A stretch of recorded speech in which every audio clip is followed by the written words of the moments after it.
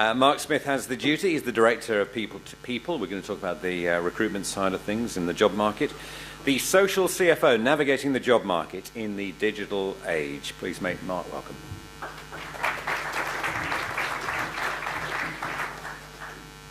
Thanks, James. Okay, well, I'm delighted to have the opportunity to speak to you this afternoon, right before lunch. Although I do have a confession to make right at the beginning. I am an accountant, but I wasn't a very good one. I joined Deloitte back in 1988 and was an auditor. So that old joke, auditors being accountants without personality. I then saw an ad in 1994 which said frustrated accountant, and that was me. And I then ended up in the recruitment industry. So that was my confession, just to get us started.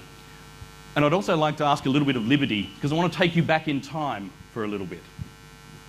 I want to take you back to 1994. That was when I actually left the accounting industry and ended up going into the recruitment sector. And look, the reason I'm doing this is I want to sort of demonstrate how different the job market and the recruitment industry is from that time. So if you remember back to 1994, the internet was a brand new thing. This is the front page of the Time magazine. I think it was July 24th in 1994. And the title says, "The Strange New World of the Internet." So you can imagine what it was like when you were trying to hire staff at that time. John Fay was the Premier. Remember John Fay? My only memory of John Fay is when he's jumping up and down when we won the Olympics, but he was the Premier. Paul Keating was the Prime Minister. Christopher Skase was arrested in Spain. Remember that? I'm not sure if he was in the wheelchair then, but it was close. And we had the Sports Rorts affair. There's a memory right there. But what was recruitment actually like? Well, it was a very different world. We had print ads for a start. Does everybody remember the Rivers of Gold with the Sydney Morning Herald? The employment section were 2 books.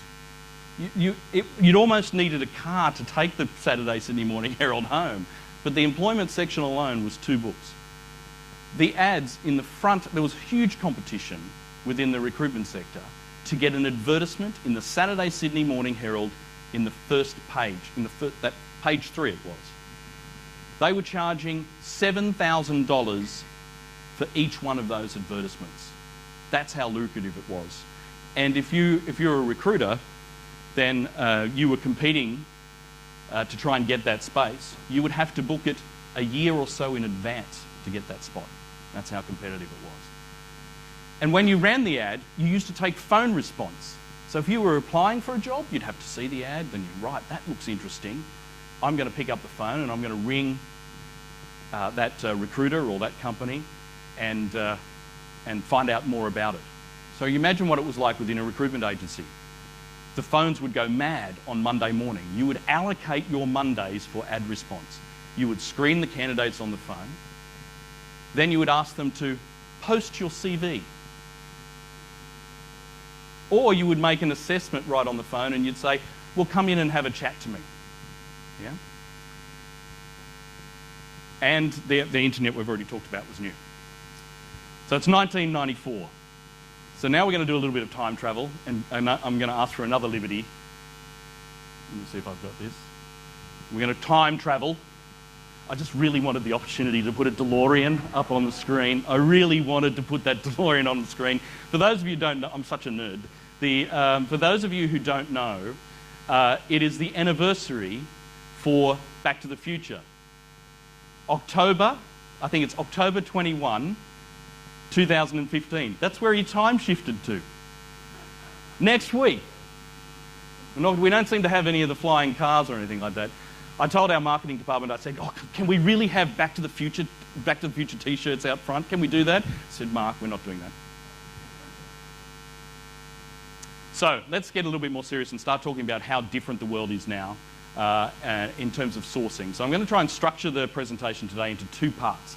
Firstly, how different it is to find candidates. So this, in your role as a CFO, how different is it to actually go out and access talent now than when it was back in 1994? Then, in the second half of the presentation, we'll have a discussion about what it's like to be actually in the market. So if you were suddenly presented with a situation where you were looking for a new role, what's that like in the 21st century, and specifically in the digital age?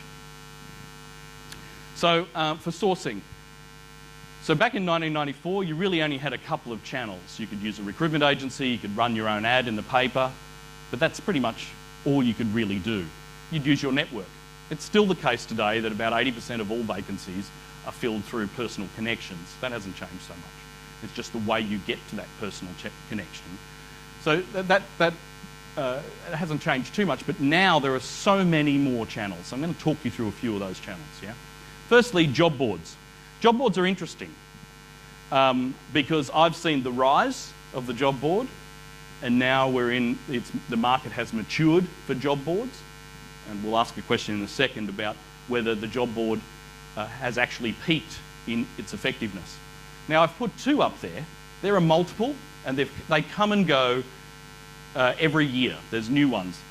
I put Seek and Career One because they're the ones that have lasted throughout the entire time. There are some smaller ones, but you could probably think in your own mind about 2 or 3 brands. You go, oh, what about that one? What about that one? They may not even exist anymore. Yeah? The big one that's missing there is My Career. That's Fairfax. It's gone. Doesn't exist anymore. Career One has changed so many times. It's now owned. It was owned by News Limited. I think News Limited still own part of it. I think that Monster were a part of it at one stage. They still have a shareholding, and I think some venture capitalists are in there now. But it's quite interesting that those guys still operate the same way. So, and particularly in terms of pricing. So if you're a CFO and you think, well, I don't want to use a recruitment agency, they're bloody expensive. I'm going to run my own ad on Seek, and so you would pay for the advertisement on Seek. That's what you still do today. Same with Career One. You pay for the advertisement on Seek. That is now a model which really has passed its use-by date, and I'll explain that in a second. Yeah? The Australian market is actually quite a unique marketplace where it has such a dominant player in job boards. If you were to go to other markets, the US, the UK specifically, I recruited in the UK for 3 years, it's a very fragmented marketplace. So you don't really know where to advertise because no one really has over about 17-18% of the share of the market there. Seek is consistently run, and particularly with people2people, the agency that I started in 2005, and a couple of where's Kirsten? She started with me back in 2005. Manda, Simon, Greg, and Maria. Seek, in the UK back then, Seek has, since that time, has run 60%, sorry, I lost my thought train there, 60% of all of the responses that we receive, not the applications or the people who are submitted for roles, but the responses from our ads on job boards have been 60% from Seek. And that's a consistent number over the 10 years, even now, from job boards. So they have such a dominant position. But have they peaked? It's really interesting. Mr. Packer, this is dated, let me just check that there, August 22nd, 2013. He sold out Seek. He's got out. So have they really peaked? I don't know, to be honest. I know that there's still an effective way for us to gather new talent, but I think their effectiveness will wane probably, but I won't pick that. What's entered into the marketplace is a whole bunch of new guys, and they're called aggregators. So some of you may know what an aggregator is, but what an aggregator does is it scrapes the internet for job ads in all different sources, pulls them together and puts them into one spot. so that you can, you will have, you don't have to pay to put an ad on an aggregator. Yeah. So let me just explain to who some of these people are. Jora was a company called jobseeker.com. They're owned and were bought by Seek earlier this year. Adzuna is an aggregator that originally started in the UK, absorbed My Career. Indeed is the world's largest job board. They've just entered into the Australian... That's a lie. They came into the Australian market probably about 4 years ago. They have put a push on in Australia in the last 2 years. They are now a clear second in Australia. What's different about the aggregators? One, they're pulling in jobs from all over the place. So if you're a CFO and you're on the executive team in your organisation, you would want to have a look at your own company's job board, because it's sites like these which scrape the corporate job boards, place those ads onto their feed for free. So I encourage people to, if you're a corporate, you know, you might be looking for a particular type of person, but it's speculative. Put an ad up on your own job board. These guys will grab it and push it out to all of their sources. Spend all that money on advertising, everything for you for free. Doesn't cost you anything. Yeah. But if you do want to pay, and this is what makes it different. If you do want to pay, you pay per click. You don't pay for the ad.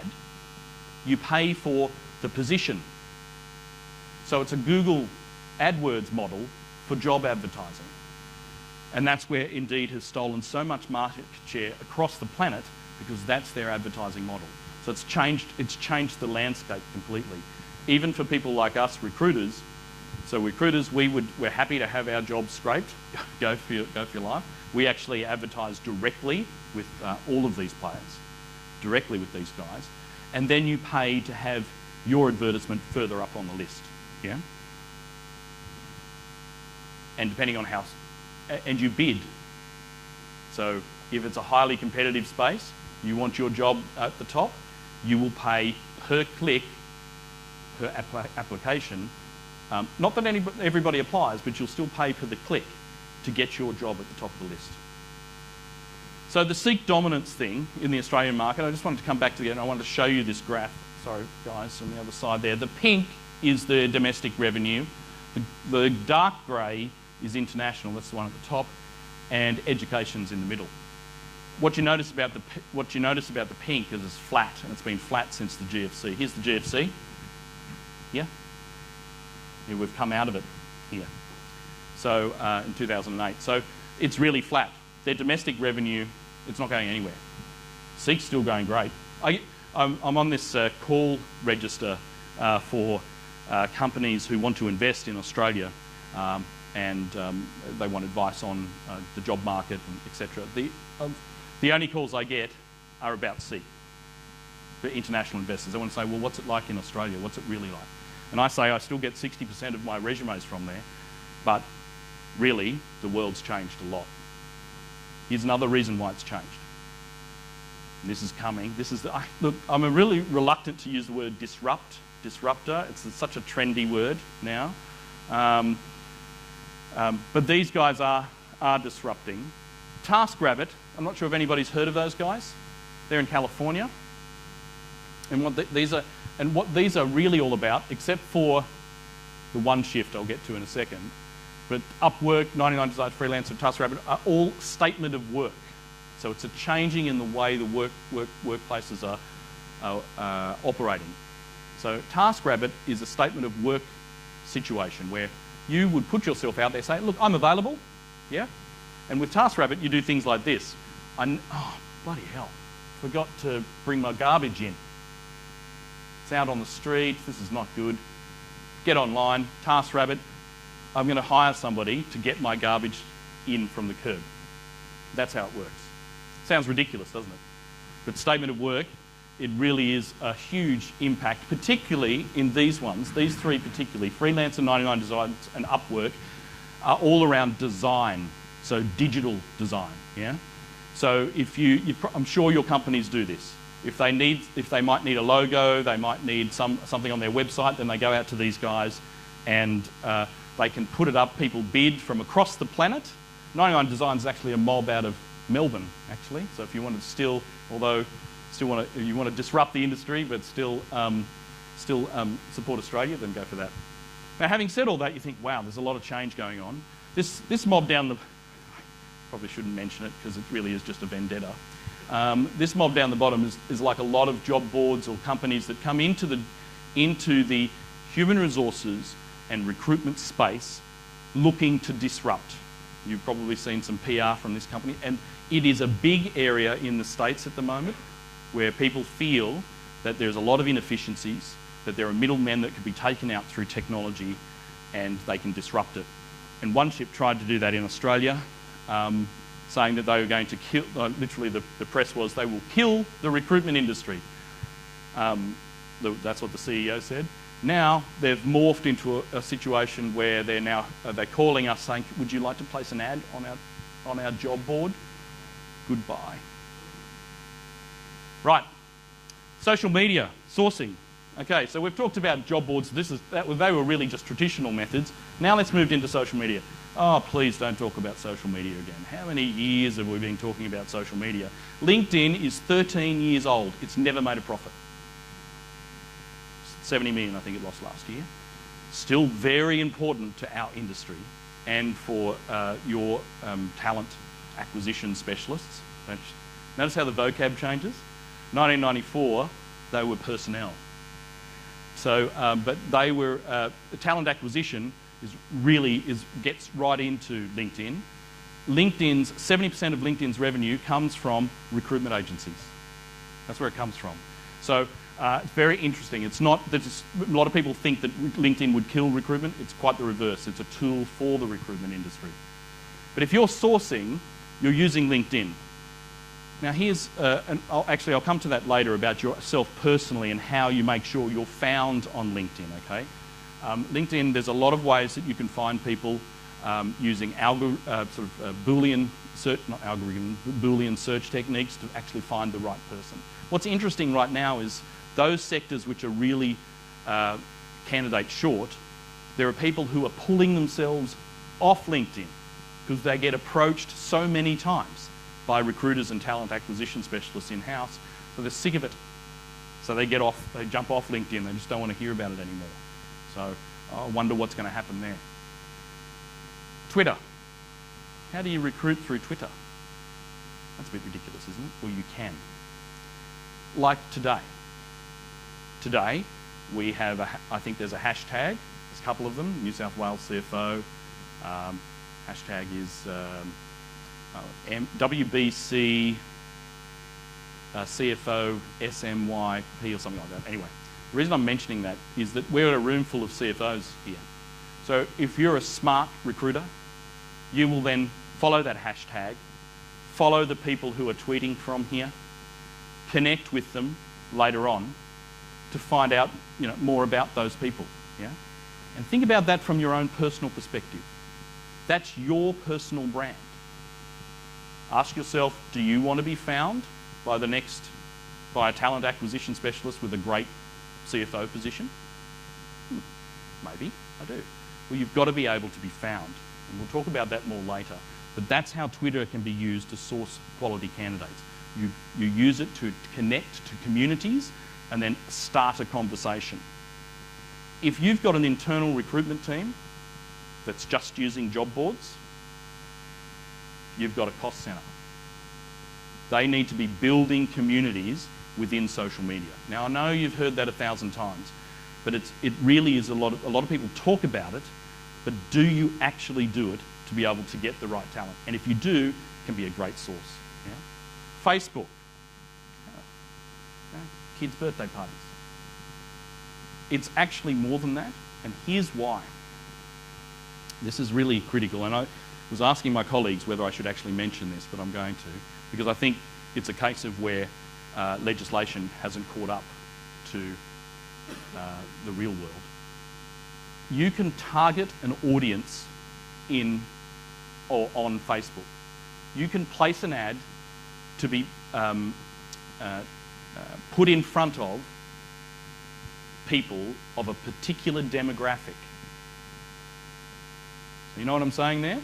Particular demographic. People under 35. Men over 60. You can target advertisements and push them to those people. This is where I think there's a real issue here for legislators. We can place ads targeting demographically, job ads I'm talking about, people on Facebook. We've used it successfully to find somebody who, what was it? It was a really odd job, something like Korean speaking, and it was up near Byron Bay. It was very odd that you would do that. So we were pushing it out to anybody who had an interest of Korean and were geographically located up on the New South Wales North Coast. And what actually happened was that somebody saw it and said, "Oh, Mary, you might be interested in this," forwarded it on Facebook. She ended up applying for the job and rock and roll. But imagine how that could be used in a different way. Okay, databases. A little bit of self-promotion. Databases. Now, Seek has got a huge database in Australia. They've got about 3.5 million people that sit on a database. Every time you apply for a job and attach your CV, loaded straight into Seek's database. That's extraordinarily powerful. Think about the type of information they know. Yeah? So what they're doing is now selling to people like me access to those 3.5 million people so that we can then go into that database, find the right person and then connect with them, find them a job, of course.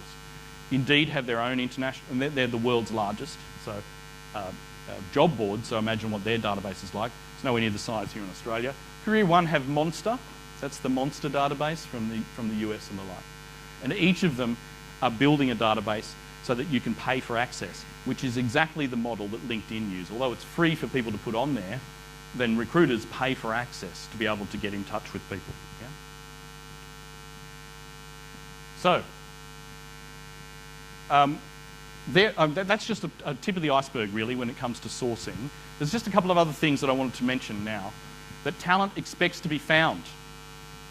You don't apply, particularly the younger generation, don't want to apply for a job. What do you mean apply for a job?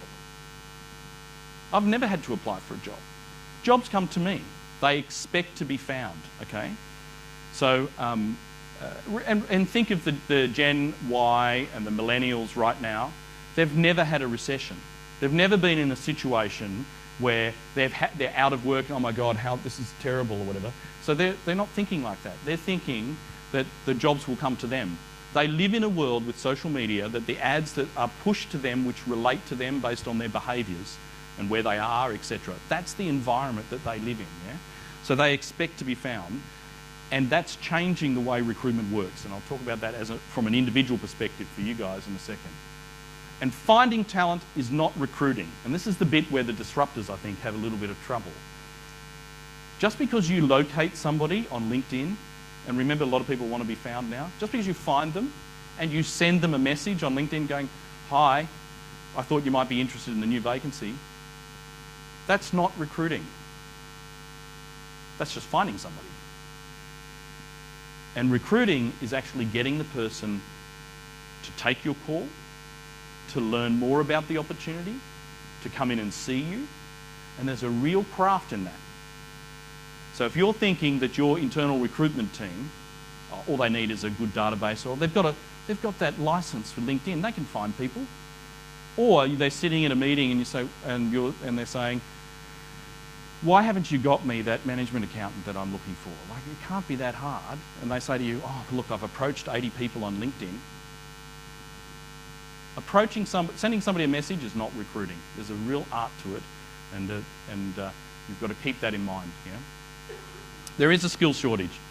I don't believe it. I'm a CFO. I'm out of work. I can't find a role now. And I'll talk about the market in a minute.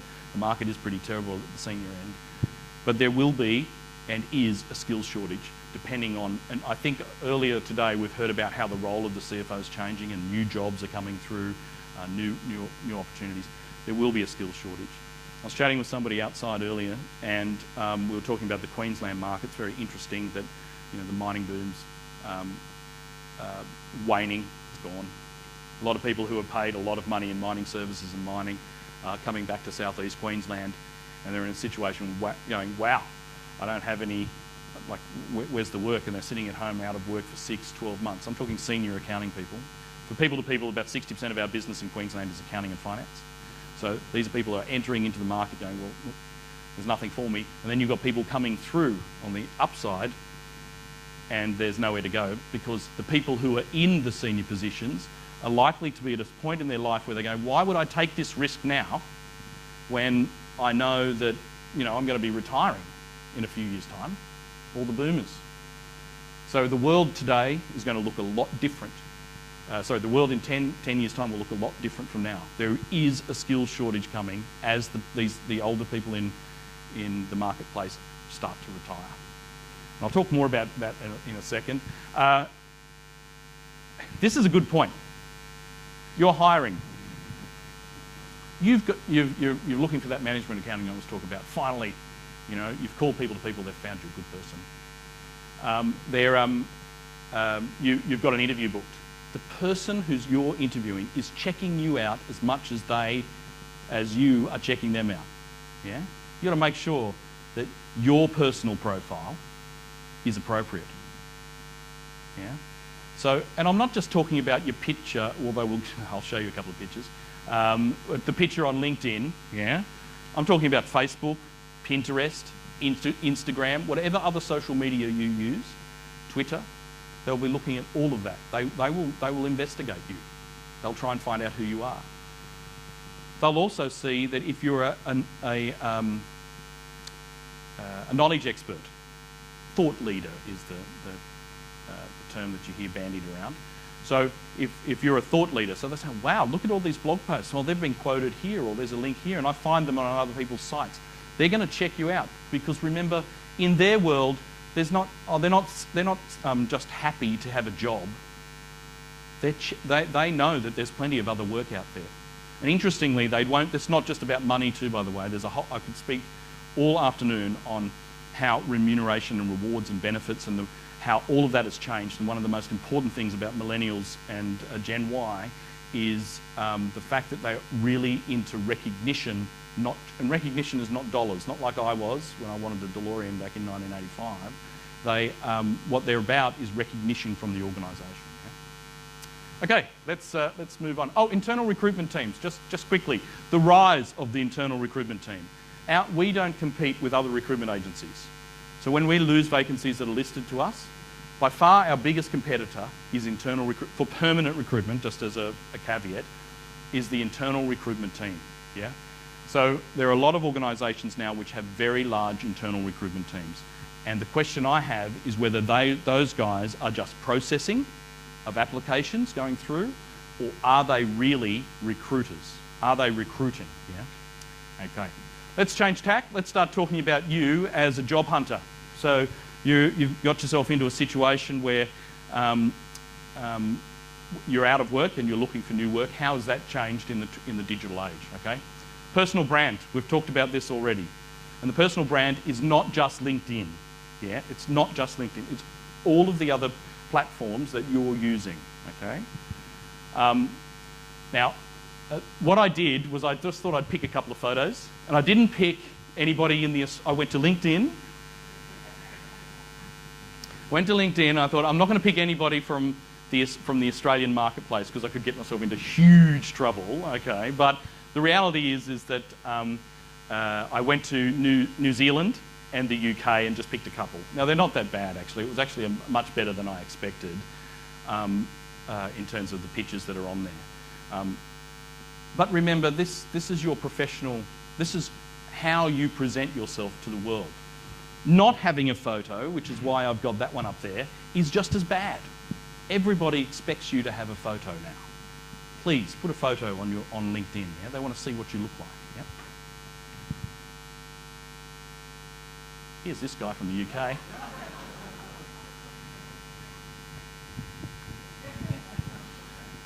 Looks like he's, I don't know what, he's had about 17 beers and he's like, oh, honey, just take my picture for LinkedIn.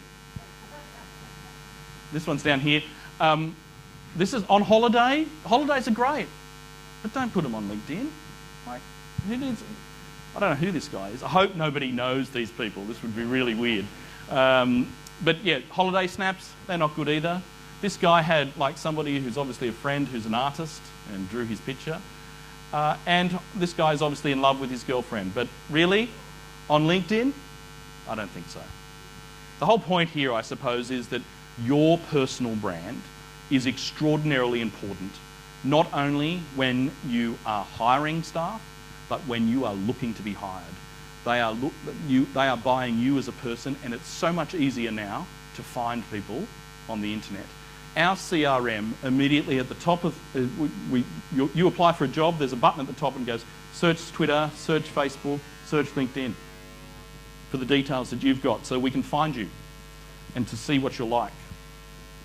The most famous story, I don't know if I should, no, I won't take it. It's about a young lady who has a business on the side. Okay. And networking is not just lunch, it's about engagement. Okay? You're out there and you're looking for a new opportunity. You need to connect with people. You need to engage people through all the channels. You should be connected with everybody on LinkedIn who you've ever worked with before. You should be connected to on Twitter as well. I know you think, God, why do I really have to be on Twitter? Yeah. I would suggest that you should be on Twitter. Yeah. And start engaging people in conversation. Yeah. You will learn so much more. I know you. Yeah. I was at the Seek Awards last year, and a guy came up to me, and he was from another recruitment firm. Oh, we haven't met before, but I know you on Twitter. Now, that's the sort of thing you want to happen if you're job seeking. Oh, I haven't heard you. I don't know you, but I know of you. Yeah. Thought leadership and brand reinforcement. What this is about is what I'm really saying here is blogs. Okay. Now, if you're a CFO and your company has a blog, get yourself published on that. Yeah. Get it pushed out. If you have I know that most of you will be member of professional organisations. Try and get yourself published somewhere, because that's how people will look for you. If you're an executive recruitment firm, you have people who are responsible for searching for quality candidates. Those people who are searching are likely not to be I'm a Gen X, but or my generation and beyond, they're going to be younger people. They're going to expect to be able to, they'll value you, they will work out who you are based on your brand as represented in social media and on the internet. Yeah? It will give you that edge above the next guy who's just emailed his CV with the courier typeface. You've seen those. That's probably an industry joke. Your CV, yeah? CV is extraordinarily important, not just because of the physical document itself it's still important to have the correct punctuation and spelling and all that sort of thing, but it's changed. Yeah, here's how it's changed. Now, I just grabbed this from the internet, and it's the 4 fundamentals of SEO, search engine optimization. Yeah, for all websites. So there's 4 there. The 2 that are in colour are really the most relevant for your CV. Now, why is this? How is this relevant for your CV, etc.? Because your CV goes into databases. Your CV will go into the Seek database, the Career one, whatever, all those databases, recruitment databases. Your CV is on LinkedIn. That's another version of CV. Can I please tell you, whatever you put on LinkedIn needs to be the same as what's in your CV. How many times have people been caught out? Mates of mine. I go, mate, that's not right. Yeah, but you get caught out. Yeah. So there's another lesson. LinkedIn is not always true. Yeah. But your CV enters onto LinkedIn. It's on these databases. And how do these recruiters, these internal recruitment teams, find you? They use computer algorithms, keyword, or as simple as keyword searches, to find your CV. Yeah. So you need to make sure your CV can be found. If you know the job that you want, you think, oh, man, that's a great job, I really want that job. Make sure that your CV has the keywords that are relevant for that job. because you need to be able to found. You need the 12-year-old in human resources at that big company, because they don't want to spend too much on internal recruitment, to be able to put the keyword in so that your CV pops up so she can reach out to you and make that phone call. It's not like 1994 where you know the recruiter who knows, well, it's not exactly right, but they know who I am and I'm sure she'll be able to get me a job. It doesn't work that way anymore. It's changed. So make sure your CV is optimised. So it can be indexed by systems. It's relevant to the job. It says authority there is more about like your blog posts and you're a thought leader, and clickability, well, it's not really relevant. It's the two that are relevant and indexable, yeah? So let's talk a little bit about, just to conclude, I'm just conscious of time here. I'm over, am I? Yeah, sorry. I'll be really quick. Just on the market, what I put up here is the Consumer Confidence Index. Now, the reason I put that up here is because everybody thinks that the job market's all about unemployment. No, it's not. That's about people who can't get a job, yeah? People who are in work, okay? And creation of new opportunities is a direct function of consumer confidence. Over the 20 years I've been in the industry, I know that we lag about 2 to 3 months the number of vacancies that come through based on the consumer confidence number. Here's why. If you feel good, you will change jobs. If you feel good, you will take an opportunity somewhere else. You will feel confident enough to take the risk to change jobs. And so you'll do that. And once one person goes, the wheel starts to turn. One creates an opportunity and off we go, and the wheel turns. So how's consumer confidence gone? Well, you can see the new Prime Minister, the budget. This is 2012. That was the budget last year. This most recent number came out about 3 or 4 days ago. Delighted. It's the highest it's been for some time. Yeah. Unemployment came out today, ticked down a little bit. I think 6.1. I'm not sure. Yeah. So it's the end of the mining boom. I've already talked about that. There's a lot of people flooding into the market who get paid a lot of money in mining services. There's a real trend to offshoring. I really don't want to spend too much time on this. The trend to offshoring has 2 impacts, okay?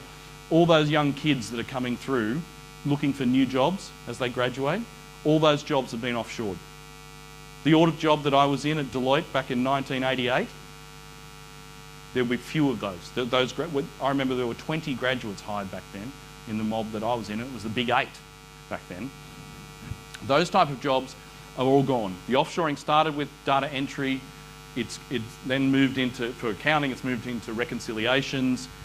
It's now into analysts. A lot of the chartered accounting firms are shifting a lot of their back office and their business services, shifting it off overseas. What that means for us in the industry is that it's hard to find good people, not now, 5 years' time. Where are all those kids going to come from? Australia, will be importing accountants in 10 years' time because there's no opportunities now, because all those roles are offshore. Contracting, it's huge. Contracting is a big part of the Australian landscape now, and particularly contract accountants. That's it. Sorry I took up too much time. I'll be outside here if you want to ask me any questions. We are giving away, here's the pitch, $10,000 worth of recruitment spend. All you have to do is get yourself onto a list, of course, so we get your contact details. And these days I can contact you by Twitter, Google Plus, or whatever. Yeah, anyway. So outside, please, I'd welcome any questions. Thanks, guys.